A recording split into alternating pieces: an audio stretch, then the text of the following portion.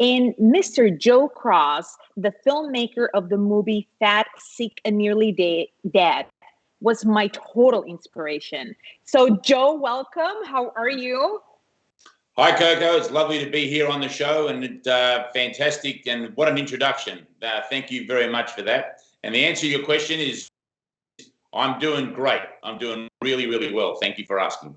Well, you're looking younger every day. And true is that a lot of people think that beauty and health and pretty skin and looking young comes from the outside into the inside and then makes us look good, but it really is from the inside outside. Joe, tell me. I couldn't agree more. Absolutely. It all starts within. And I turned 55 about a week ago. So just had my I'm now closer to 60 than I am 50. And I still feel like I'm 25, Coco. I don't know about you, but I certainly don't feel 55. No, and I'm 47 and I feel 25. I actually feel healthier and more energetic now than when I was in my 20s, just because my lifestyle is so much healthier. Back then I was in college eating poorly and learning about how to be healthy. Now I am eating healthy and teaching people how to eat healthy. Tell me about your movie. Who thinks about doing that? It's like, I'm fat, I'm sick, I'm almost dead. Let's just do a juicing movie. What was the turning point that you said, I want to do that? So I guess the first thing would be to say that I never really set out to do a juicing movie. Like, as you said, like if you go back before it all happens, it's really about it. I believe the movie and the whole story of the movie is about forgiveness and trying to find a resolution to a problem. And the resolution to my health problem is that Mother Nature forgiveness for turning my back on her. And so when I turn back to Mother Nature, forgiveness comes, I am then healed. So the method for that to occur was the process of turning towards Mother Nature's best. Fruits and vegetables, nuts, beans, seeds, whole grains, whole foods that are sort of not necessarily made by humans. They're sort of more grown by humans, okay? And so it was that that turning towards that, and then the vessel I used to do it was juicing. So juicing was this powerful supercharging way to really concentrate the life force, the micronutrients that are in all of those whole plants. And therefore that then was a story that I thought that I wasn't the only one in that problem. So I thought, well, why don't I tell this story? Why don't I get some people who know what they're doing, because I clearly didn't, and get some people around me who knew how to translate that story. And so that was kind of how the idea for Fat, Sick, and Nearly Dead came about. The original name of the movie was Faster, Faster, because I was fasting. So we were beginning, it was called Faster. And there was just something about the fact that as we got into the movie and as we started capturing everything and my journey and then Phil's journey and everything else that occurred and the actual redemption, essentially, it became a lot more about it was a lot more than just about the fasting. It was about the whole story. And really, you know, I was fat, sick, and nearly dead, and that was sort of something that I felt that a lot of people were, and that was more inclusive of society. And I wasn't alone. And so, you know, if I could do it and Phil could do it, if we could get forgiveness, if we could turn it around, then so could you and so could many others if they wanted to and if they needed to. And I have to be very honest, you looked miserable at the beginning. I mean, you looked miserable, you didn't look healthy, you didn't look happy. And as the movie progresses, your whole expression, your eye, the way you became more brilliant. So this redemption from food, it really worked. Now, as you started, let's go back to day one. The alarm clock goes off, you're in bed, you just get up, dragging your feet, and they go, oh my gosh, these guys are not going to do it. And you get up and you fly to the state, traveling around the States. Why? Yeah, well, day one wasn't in Australia and then flying. Basically, we had a decision to make. Are we going to film the movie in Australia or film it in America? Now, back in 2007, rolled the camera, Netflix only existed in the red envelope. There was no streaming, okay? Hard to believe, but YouTube was only 2 years old. You know, YouTube first video was July 2005. And I'm making these decisions in July 2007. So this concept of where to film it, I felt I needed to go to America. People would watch it if it was filmed in America versus filmed in Australia. Now, today, that's not the case. People don't care where it's filmed today. But back then, it was a significant factor. So I flew to America. I had to find a team. I had to hire a team. I had to interview. We had to get people on board. Once that was done, excuse me. Once that was done, I ended up getting a sort of a start date where we said, right, it's going to be like next Wednesday, and that's going to be it. So the Tuesday comes around. It's my last day. So I go and eat basically everything in Manhattan. I went to every. That is so typical. Like I just thought my life was over. And I really didn't know if I was going to be able to do this because, you know, it's all well and good now because I did it and it's all a success. But back then, number one, I didn't know if I could do it. Number two, I didn't know if it was going to cure me because we didn't know. And I didn't know if there was ever going to be a film because if I went 7 days or 8 days and I fell over, then there's no movie, you know? So you have all the anxiety of I'm spending all this money. I don't know if it's going to work.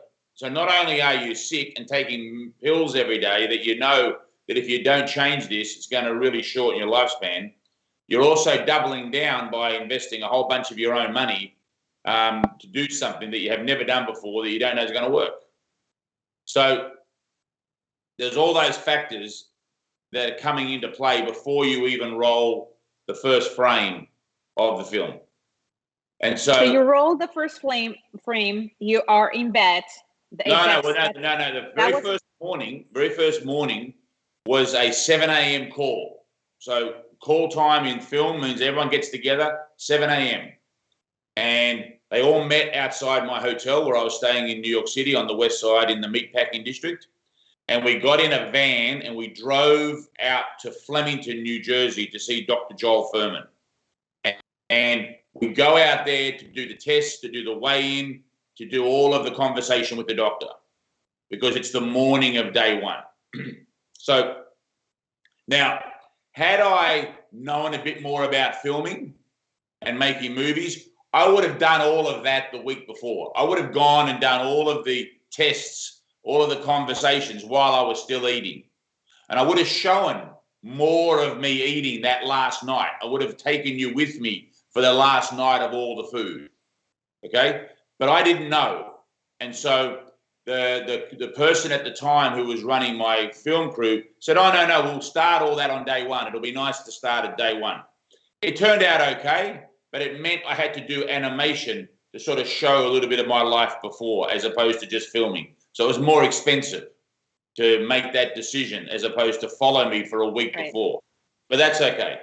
So essentially, the first 3 days was not only is it incredibly difficult when you stop eating food and you go to juice, I was actually moving around, filming, interviewing.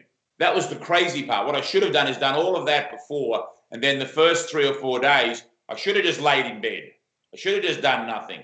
Should have just had the camera on me, you know, getting all upset and crying and angry and upset and not thinking I can do it. But instead, I had to get out and film, which was harder. But it is what it is, and that was kind of the very beginning. And once I got past day 10, because I was going to do 60 days, right? Around day 3 or 4, I really thought it was over. I didn't think I could do it. I thought, this is a mistake. How can I do? Because at day 3, I'm thinking I've got to do 20 more of these because I'm doing 60, right? So those 3 days, multiply that by 20 times, and I couldn't fathom another 19 of them, of what I'd just been through. But as you know, the body adjusts, and once you break through that 72-hour period, the world changes. It doesn't go immediately, oh my God, nirvana, but it does improve dramatically. Enough so that the next 3 days and the next 3 are so much significantly better than the first 3. So that by the time I got to day 10, I felt, you know what, given the last 6 days, given what the first 3 were like, if I can do another 50 of these, as long as they're like the last 6, because now it's just about the process of allowing the time to pass and the journey to begin, and then the abstinence of chewing and of processed food and of animal product and any chewing of any plant food. I just now had to think, I'm really just going to drink the water that's been filtered through plants.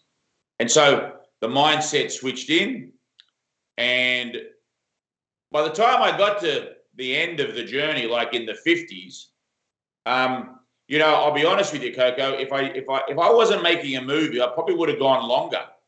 I was feeling so alive, so amazing, that, because I had a film crew and I had a date, I had to set everything, we had flights and we had to wrap it all up, and people had to go and do their various things. We had to capture that time of eating the food and all that.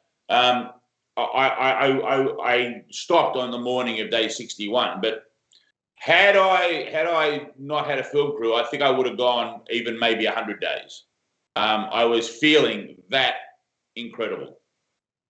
Do you feel, because I've done the fasting, I wrote a book based on your movie, on my experience as a physician, on what happens in the body when we actually give the body a rest. We just give it a break to do what it's supposed to do, which is not to eat all the time and not to digest. But personally, I felt the first time that I did it, kind of mimicking what you did, instead of a documentary, what I did is I recorded daily. I did live videos of me juicing. This is me juicing. Is day 1. This is how I feel. And to me, I felt that was such a compromise with the people that were following me, which was this group now has almost 400,000 people. Then it was maybe 50. I don't even remember, not that many. But do you feel that maybe the fact that it's like all these people are sort of looking up to you? Because I certainly felt that way. The first 3 days were horrible, but it's like, I can't give up. These people, what are they going to think? The doctor can't make it. Nobody's going to make it. It's like, I got to tough it out. So back in 2007, I didn't have an audience. I didn't have anybody that I was communicating with. I spoke to my mum, a couple of friends, a girlfriend that I had at the time, like I didn't have an audience. So my audience was the lens of the camera. So yes, while I understand now in today's world and how you would feel about that, and I certainly now have, I feel a responsibility to my audience as well, of course. But back then, you see, Coco, if I failed, no one would ever know I tried. You see what I mean? Because you would never have seen the movie. Except your banker that would go, Joe, that was not a good investment. Correct. So people ask me, do you think the camera helped you get through the journey? Because I think that's really the essence of what you're asking, you know? And I would say that it certainly played a factor. It wasn't like the reason, but it was a factor. To me, the main reason that I looked to was that I was fed up with 8 years of taking these medications. Now, if I hadn't been sick, Coco, and all it was losing weight, then I'm not sure I would have made it. I'm not sure. I can't sit here and say I categorically could do that just for weight loss. You know, something that I mentioned, and we'll remit to your sentence in a second, but I always tell people in my videos, when you're sick of being sick, when you're just so tired of taking medicines, of waking up with pain, of having no vitality, of not having the drive that you need, you'll be ready. If you're not sick enough, you're just not going to do it, because you're, for weight loss, for beauty, I have a little acne. No, it has to be that you really feel sick. And tell me, going back to how sick you were, you had like everything on the plate: cholesterol, urticaria. Tell me about all the things you were, and you looked awful. I'm sorry, you're a very handsome man, but you looked just awful on that video at the beginning. Like, oh my gosh. So, and I agree with you. I did look awful, because on the inside, I was in a lot of pain and suffering, and a lot of inflammation. And look, basically, the point about being sick, and I agree with you 100%, is that is the greatest motivator when you are ill. A lot of us take our health for granted, and until we get sick, we don't really know what it's like. So, you know, I used to talk to people about, try blindfolding yourself one day from the morning you wake up to when you go to bed. Try blindfolding yourself. Walk around all day as though you are blind. Just think about what it would be like if you were blind. Now, diabetes is the largest single cause of blindness in the Western world. Diabetes is a lifestyle-related disease. Absolutely. It's a choice of what you put in your mouth. Take your leg and walk around on one leg all day. Tie one arm behind your back. Diabetes is the largest cause of taking limbs off the body. So from my point of view, where I was, is that I had an illness of inflammation. At the end of the day, I believe that 90%, 95% of illnesses begin with an inflammatory state. And my inflammation was an inflammation of my autoimmune system, was all messed up, and my skin was not giving the right messages to my brain, and I was having huge reactions to it's called urticaria, but it's like chronic hives. So unless I took big doses of steroids each day, I lived in a constant state of inflammation and of swelling and of, you know, if you imagine what it's like when you get bit by a bee or a wasp and how your hand swells up, I was like that all the time, everywhere. So the drugs that I was taking, 60 milligrams of prednisone, was smashing that reaction. It was lowering the histamine release in my body, but it wasn't fixing the cure, because as soon as I stopped the drug, the inflammation went straight back up. So there was obviously something amiss in my system, and no doctor, all the best doctors I went to, and I spent a lot of money traveling the world for 8 years visiting specialists, and everybody kept having the same answer. It's idiopathic, which basically means we don't know. We don't know how. The mystery. Well, the skin seems to be a mystery. Every time that people go, I have psoriasis, I have urticaria, I have acne, I'm an adult, I have eczema, we don't know.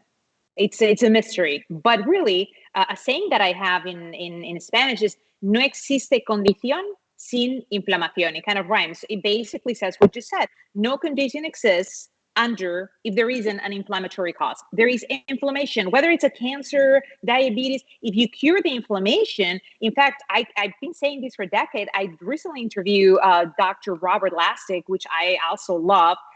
He's the author of Metabolical, and he talked exactly about that. The 8 diseases that really are not diseases because they're just inflammation of different organs. You get rid of the inflammation, get rid of the disease. So when in the movie, and we'll go to your, personal life, after your life after the movie. Yeah, personal life. Tell me about your girlfriends and about everything else. Now we're not going to go there unless you want to. Just since we have a big audience. So won't be very interesting. So going back to when you started. So you started day 1. You feel really bad. At what point you said, day 3, you're really hungry. I've been really hungry in that day 3. For me, usually it's after day 4 or 5 that I start over the hump. Even I've done these many times. The first 3 days are really hard, but I've never had like any really physical condition that made me sick like yourself. But in yourself, after how many days did you go like, this is working? I feel better. Back then, it was, to be honest, it wasn't until about day 10. But these days, if I sort of think about reboots I've done since, very rarely do I have a reaction now. I feel pretty good within even first day, second day, because the cleaner your life is, the less reaction you're going to have. Now, I'm no saint, don't get me wrong. So I've had my fair share of falling off the rails, going on vacation, eating all sorts of different types of food and just sort of living life, and life happens. And even then, when I go back, it's nowhere near like it was back then. So maybe you might get some withdrawals on day 2, but very small. What I have found is when I do water fasting, and that's something else I do, that is something in the last 5-6 years I've done a lot of, as opposed to back in the early days of 07 to sort of 15, where I did mostly juicing or all juicing. Now I do juicing and water. I find the withdrawals from water fasting are much stronger. The juice fasting to me now is a very sort of normal, common thing. I can easily switch in and out of eating and juicing without too much of a problem. But when you take away everything and you just go to water, I can do it quite easily. But sometimes you can have a transition that is a little bit tougher than other times. And usually that's day 2 of a water fast. I wanted to ask, since you are into the fasting, juice fasting, water fasting, and now the most popular thing is intermittent fasting, have you seen, because myself as a practitioner, sometimes, and I haven't done the research, so I'm asking you because perhaps you've done it. There is a lot of benefits from fasting. We know that autophagy, apoptosis of cells that are, cancer, that have cancer. It's like the benefits are amazing. And I fast. I mean, I eat once every 24 hours. But now when you compare that eating once every 24 hours versus maybe having a juice, have you seen like the benefits of total fast, no food, only water for 20? Once, like I haven't had dinner yet today, so I'll have dinner in a little bit. That will be my first meal, and I'm having just plain water here in my cup. If instead of that I had my green juice, do you see, because I do that sometimes, one better than the other? So in terms of when you say research, no, I haven't done that, because to actually study that and to probably put that into a peer-reviewed paper, that would be, quite a large sort of body of work. And I'm not a scientist, so the answer is I haven't done the research. What I think you're asking me is, are you asking me that the word intermittent fasting is also another way of talking about that is a thing called time-restricted feeding? Yes. So TRF, time-restricted feeding, means that for a certain period of the day, you are going to water fast, and then for another period of the day, you are going to consume your nutrition for the 24-hour period. And everybody has a different sort of window. Some people only use 4 hours to eat and have 20 hours of fasting. Some people have 8 hours to eat and 16 hours of fasting. Some people do, 11 hours of eating and 13 hours of fasting. Everybody has their own way and their own thing. Are you asking me, Coco, that if you, during the period where you're supposed to be water fasting, you're drinking juice and then eating? Are you asking me that? Is that what the question you're asking? Have I seen a difference in that? Yes, so here, let's put an example. We have a person that says, hey, I have all these diseases. My first recommendation before fasting, and that's my personal recommendation, juice. Just before you fast, I feel that so many people are so depleted, nutrient depleted, that if you just give the body the rest of not digesting, and it's like a bomb, it's like an atomic bomb of nutrition in the body finds a way to heal itself. But after that, the question is, yes, would it be the same benefit if somebody in those 16 hours of time restricted where you're not eating, they drank the juice? Or would it be best? Okay, now I understand. The answer is no, it would be very different. And the reason why the time restricted feeding is so powerful is because you have a 16-hour, if you want to use the 16-hour 8, you have 16 hours of downtime where there is no hormones being triggered by the digestive tract. So you don't have any of those hormones popping, like, for example, insulin. You don't have it. Like if you drink a juice that has pear and kale and spinach and celery, insulin is produced because you are putting a life force. There is some sugars in our juices, and we don't know we don't want to put like the bad enemy thing on that, but we just say that in order for us to consume nutrients, our body has to react to those nutrients to absorb them. It just doesn't sort of go in through some free gate without being checked. And that checking period, that checking period by our body creates a reaction. And it's the time restricted feeding 16-hour window where you have the zero work being done by the body that rests that part of the body so that when you eat in the 8-hour window, that part is more efficient. So would your recommendation be, if you're going to have your green juice, have it in your eating window? Correct. Very well. And then of all the juices, I know you have some favorites, but should we be like, my recipes usually will have very few fruits just for the insulin impact that you mentioned, especially not during the detox period. During the detox period, my theory is, and I think that it's pretty close to you because you have the reboot with Joe and you still do a lot of rebooting for people, all the English speaking people that ask me, because you know that I do that in Spanish, you should do the reboot with Joe because he does it in English. So a lot of people ask me, when are you going to do an English book? When are you going to give? Joe will give you all the instructions and his team in English. I dedicate myself to those who speak Spanish. But going back to that idea, when I feel that when you're just juicing, because that is the only source of nutrition, it really, I've seen people with type 2 diabetes, blood sugars prior to the challenge at 190, 210, drop down to normal, to 90 at the end of 90 days.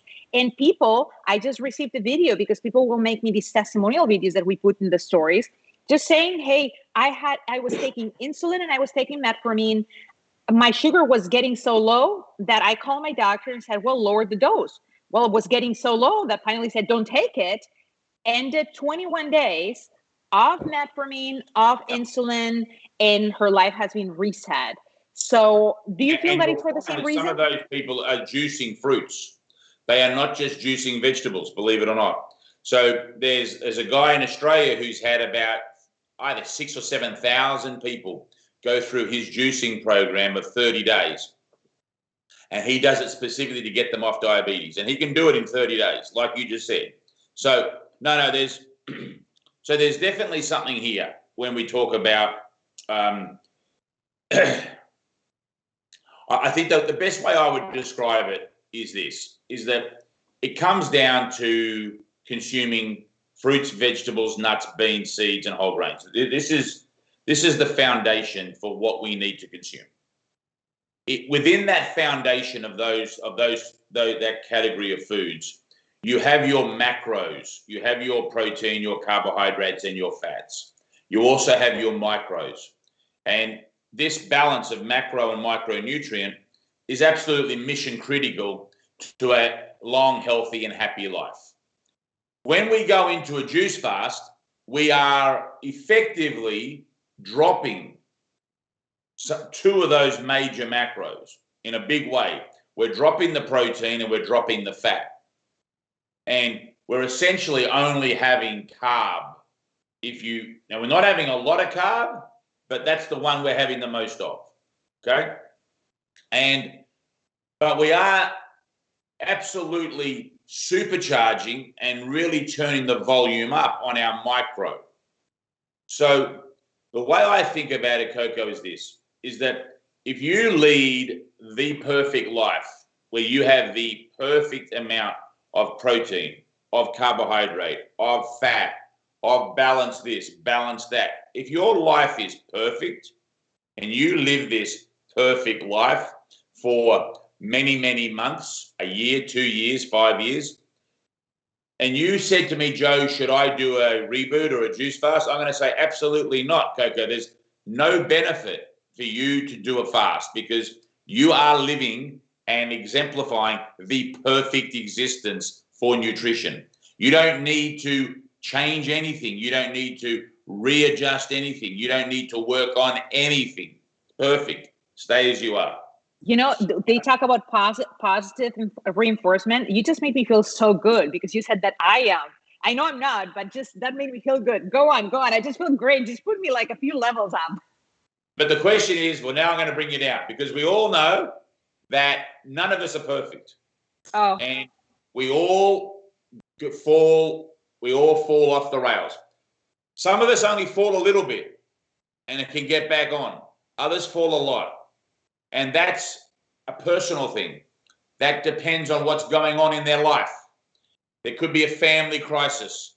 They could be having a financial crisis. It could be a love crisis.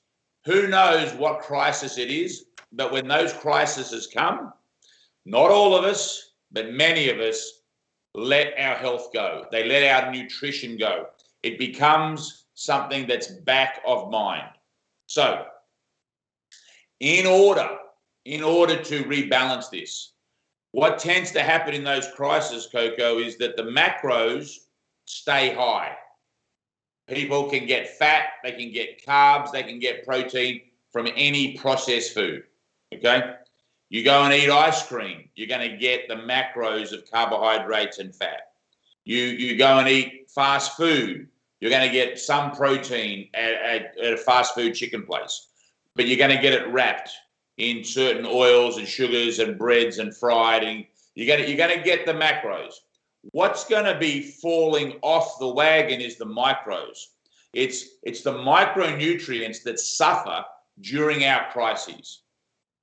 So the power of juice fasting is it's the way I think about it, it's the grease and oil change to supercharge back up your micros.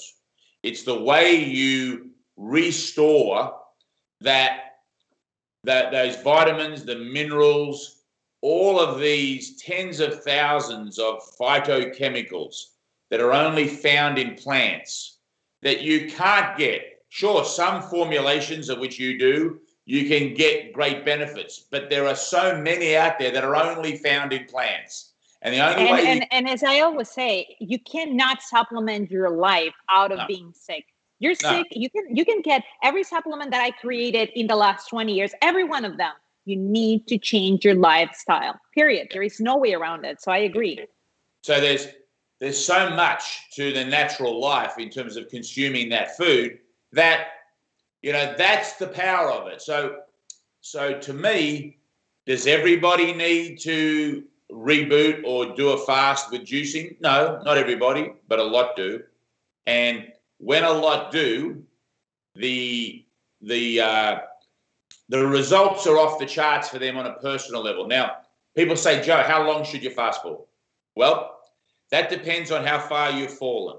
We talked about early, you're going well, you fall a little bit, maybe you only need to do a 5-day fast. Maybe 5 days is enough to reset, reboot, reconfigure your mindset, give your internal system a break, get you back on track. If you've fallen a lot, if you've been looking after, say your one of your parents has been ill for a year or 2 years, and you've been nursing them and taking care of them, if you had a sick child, if you've been in a marriage or a relationship that's been abusive for a year or 2 years, these are significant amounts of time to be under stress. And in those periods of like 2 years or 3 years of stress, a 5-day juice fast isn't going to be enough to balance out everything you've been through. So, the prescription has to meet the demands of what has been the pain and the cause and the term or the penalty, if you like. So the personal thing, generally speaking, I find that a month is enough to really bring back multiple years of pain. So if someone's been through something for a couple of years, a month generally can completely reverse and change what's gone on for the past 24 months, which is pretty powerful when you think about it. It's you can unbelievable. do 24 months of the crime, and your redemption is only 1 month. It's pretty powerful. And you've seen in the group that I have, and there is many people that are not part of the group that have downloaded my free book that has 1.5 million downloads over the world in Spanish. But of the people, everybody, I'd say most people, 99% of people that start are very sick. And in just 21 days, are able to reverse most of their conditions. And all that, it's thanks to you, because if you hadn't put out the movie Fat, Sick, and Nearly Dead, I just don't know if I would have come up with the idea of juicing. I really don't know. And that's why I tell everybody, if you're going to do a challenge, whether it's a Reboot with Joe, get in a group, watch the movie. It's available in English and in Spanish, but I'm sure it's also available in other languages, right? Oh, yeah. In Netflix? Well, we're not on Netflix anymore. We're on Amazon. We're on Amazon Prime, and we're on iTunes, and we're on a lot of other platforms. But we stopped with Netflix about 2 years ago. How many languages? In how many languages is now available? It's over 20. Amazing. So whatever you are in the world, because there is people that follow my channel that they're Spanish, but they are married to a Japanese person and they live in Japan or Middle East, just find it and watch it, because it's available out there. Oh my gosh. I mean, it's transformational. You watch that movie and you just want to go, it's like, where do I get a machine to start juicing a storm here? I want to do that. So it's inspiring to hear you and to hear your stories. Now, something that a lot of people ask, I have 2 questions that are very common, and I want to hear it from the horse mouth. So one of the concerns is the die-off, the detox. The body starts to start having bacteria and different microorganisms that are going to die because you're not feeding them anymore. What are some of the symptoms that people will experience? And usually in the group that you run, because you do a live group as well, how many days do those symptoms tend to last? Are we talking about the pain, the detox of it, just in terms of, if I think I understand the question correctly, Coco, is that how long before it gets good? Is that what you're asking in terms of a mental, or are you talking physically what's happening? So physically, not a lot of people, but many people who are very ill, as they start the juicing, they don't feel anything. And before they feel good, they have a dive down and they just feel awful. Like everything hurts. It's just like the worst nightmare ever. And they go through that bump and then they start feeling better, better, better, better, and then it's just like a takeoff. So the detox, we call that the die-off or the detox. It's kind of like a medical term. So how long do you normally see that lasts, and any recommendations for the people? No, I understand. So that generally what you're talking about is the day 3 syndrome for us. That's what you're talking about, that like, oh, it goes worse and then it kicks. Yes. Generally, depending on the person's lifestyle, and also can depend on how much coffee they drink, because that coffee withdrawal and sugar withdrawal, but the coffee withdrawal is even bigger than, the coffee withdrawal. Someone who's having 10 cups of coffee a day, and believe me or not, people do drink that. People having 10 cups, 11 cups of coffee a day, when they stop the coffee, it's a major reaction in their body. And, we've had some women, I know some friends of mine and women that have had to sit in the bath so sick on day 3 with the convulsive vomiting because of their caffeine addiction trying to be broken. Like major headaches. And in those instances, they take some medication for their headaches just to get through. And, we don't, while we don't like that, we sort of say, hey, if it's going to get you through this, right, use the assistance if that's what it's going to take, because going and having a coffee, I'd rather you take something for your headache than have a coffee, because you're not going to take 11 of those pills a day, So have you ever done, like, for the people that are going to do the reboot, let's say somebody's actually drinking, like, I love coffee, but I'll have 1 coffee a day. And I actually don't cut the coffee when I do my 21 days. I have my 1 coffee, but I just have 1 coffee. But for the people, you have 1 coffee during the 21 days. Yes, I have 1 coffee, but usually I only have 1 coffee a day. No. A lot of people can enjoy a black coffee or an almond milk coffee during a juice fast. No problem.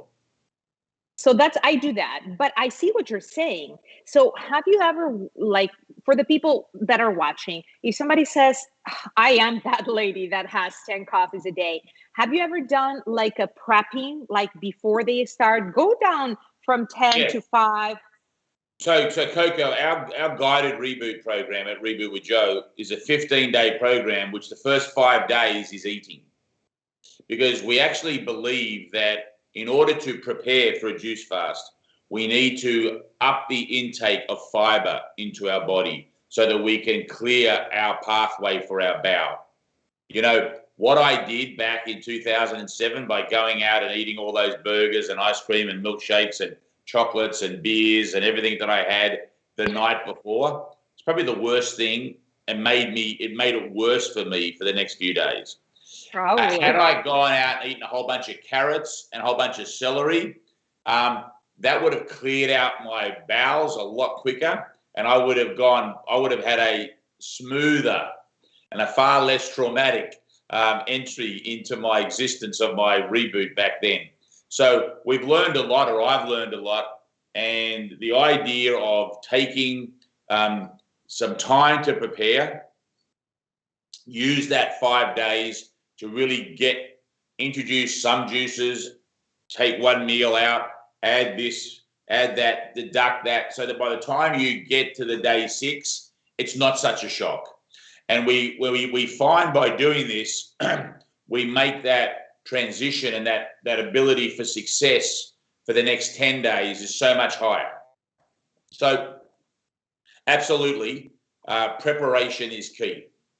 So one of the things that you prepare with is lots of veggies, heavy in fiber, so that kind of like smooths out, and it also helps to flush out, because the methylation process of the body, of metabolization of hormones and the cleansing of the liver, all that needs to go someplace. And if you have some fiber, it helps to pull it out. So it really does a great job doing that. But another question that comes, and I'm sure you have that question, and I'm sure you have the answer, is that, Coco, I don't poop. Am I constipated? So through when in the rebooting period are we expected to really have bowel movements, and when do those bowel movements kind of stop or really decrease, and why? It's different for everybody. What we find is that generally in the first 2 or 3 days, a lot of people can't leave their house. In other words, they are constantly going back and forth because it's runny, it's diarrhea, it's not solid. And this is a great example for those that really did have a microbiome or a system that was very upset and not in great shape. If you can produce a solid stool on day 2 or day 4, 6, like every second day, you're in great shape. Now, that may not be a very big stool because you're not eating a lot of food, but that, along those lines, I can say that on average, it's probably once you get into a reboot, it's probably once every 4 days would be about the period of release for a stool.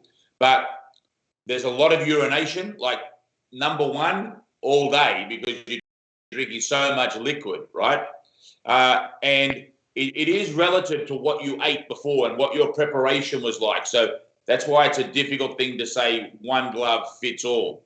But as you get into it over time, that's generally the case. And also the color. The color ends up being green. Your stool is green because you're drinking a lot of green juice.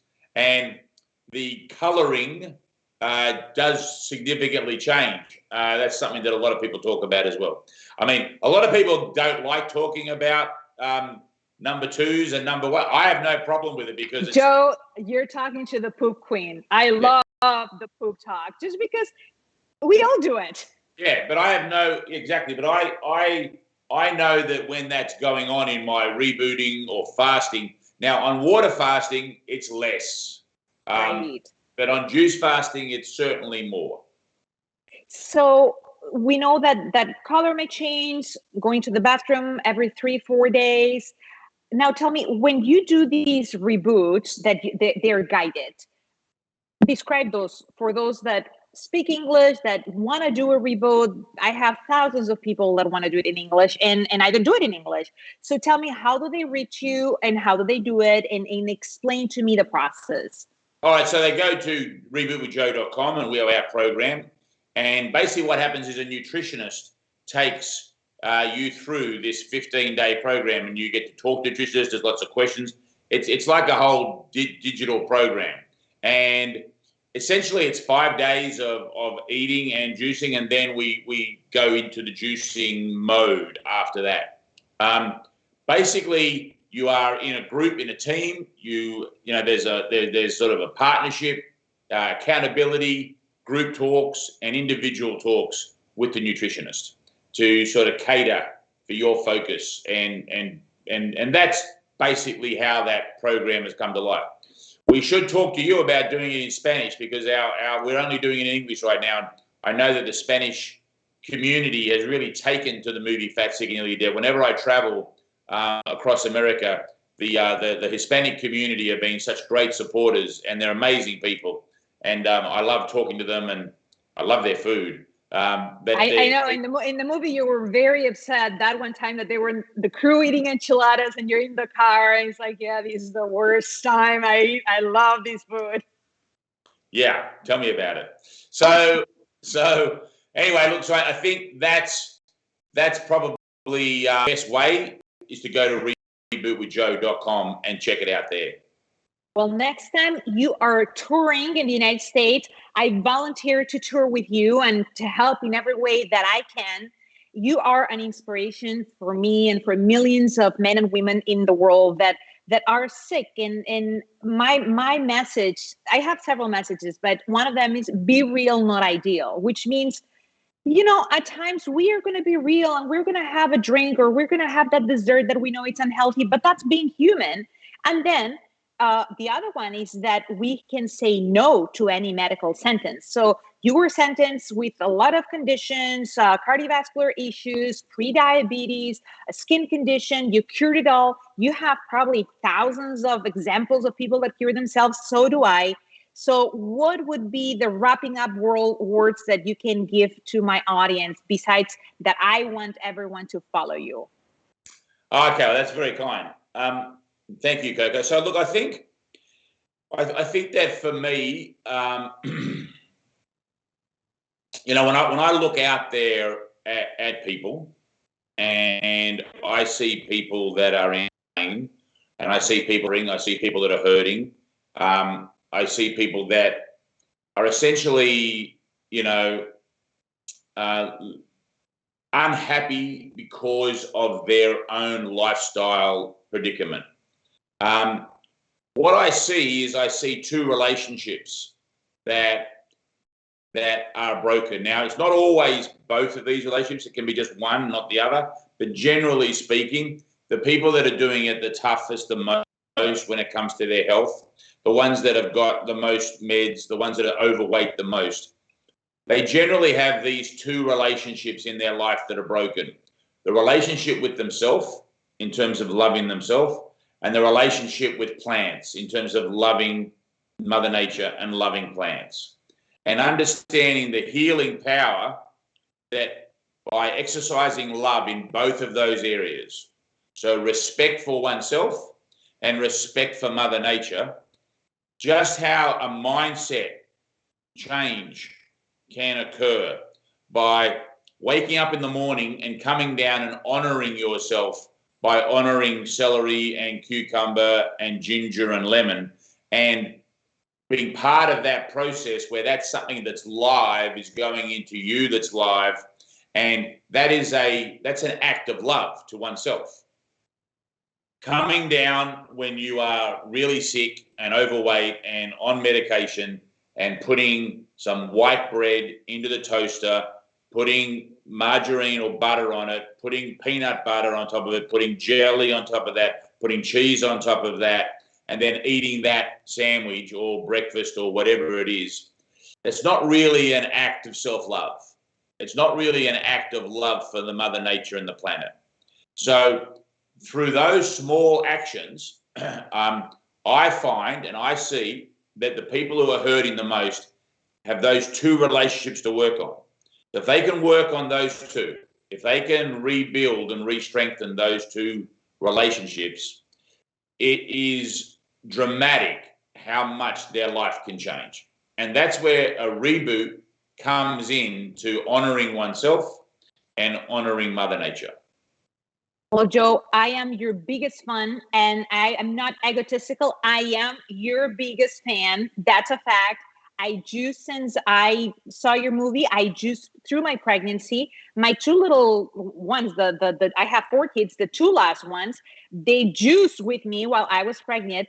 The youngest one is 6-year-old. The one before him is 8, and they drink juice every day. That's how much of a fanatic I am, and they love it because that they have those taste buds that were developed while they were babies. I gave them juice 6 months old. The first thing I did to them is give them juice, and I just encourage all the parents, do it for your kids, do it for you, because if you don't take care of your body, where are you going to live? Thank you, Joe Cross. Thank you, Coco. Juice on. Well, juice a storm.